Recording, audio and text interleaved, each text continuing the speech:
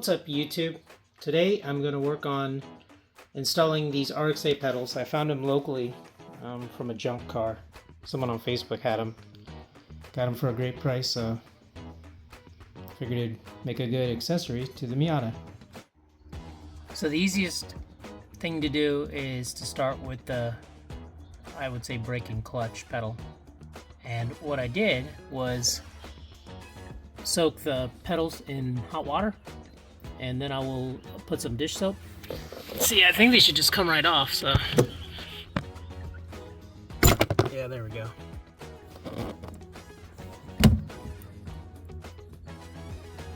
Sometimes you just need two hands.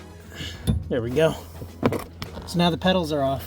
Okay, so the pedals are in the hot water. That'll help loosen up the rubber a little bit. And I'll slip it right on. I'll put some soap around the lip and guide it over. Okay, time to start with the brake pedal.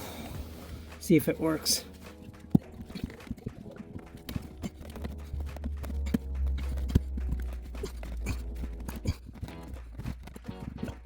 And just like that, that one's done.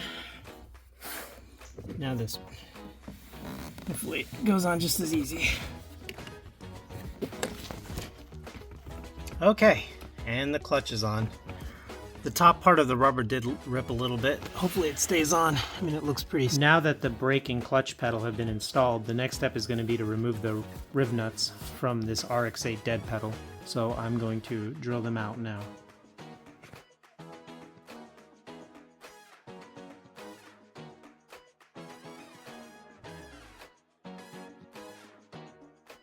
So this is the finished product after the riv nuts were removed. So now the next step is going to be to remove the dead pedal from the Miata and make new riv nuts. To remove the dead pedal, all you have to do is remove that 10mm bolt. Okay, now that I've removed this Miata dead pedal, you can compare.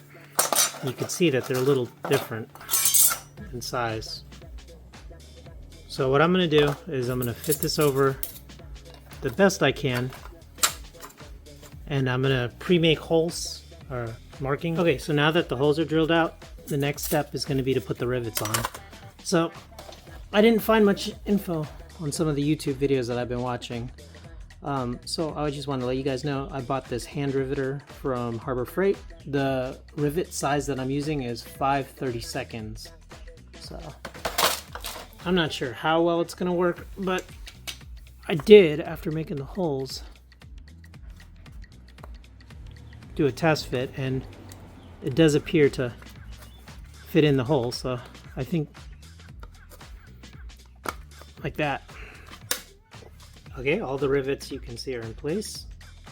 Now I'm going to start my first rivet. Okay, so I did 5 of them, and I'll do the 6th one on camera. It's very hard to film, so because I'm trying to hold it while putting it. But essentially, you take the tool. I had to change the head to the 5/16 head, and then you put it over it like this, and then you just squeeze. So what I will do is hold it with my feet here.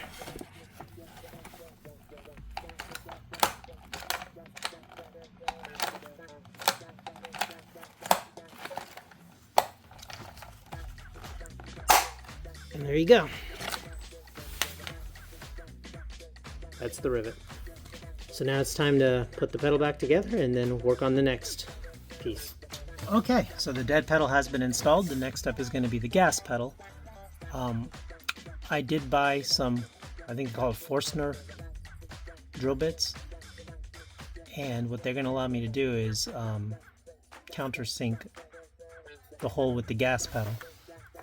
That way it'll sit flush. As far as the bolts, I bought some nylon insert lock nuts and metric 16 M5 0.8 by 16 bolts. Okay, so I made the hole, but I kind of don't like how it's sitting in here with the 3/8, so I'm going to step it up. I don't think it's kind of fitting in there fully.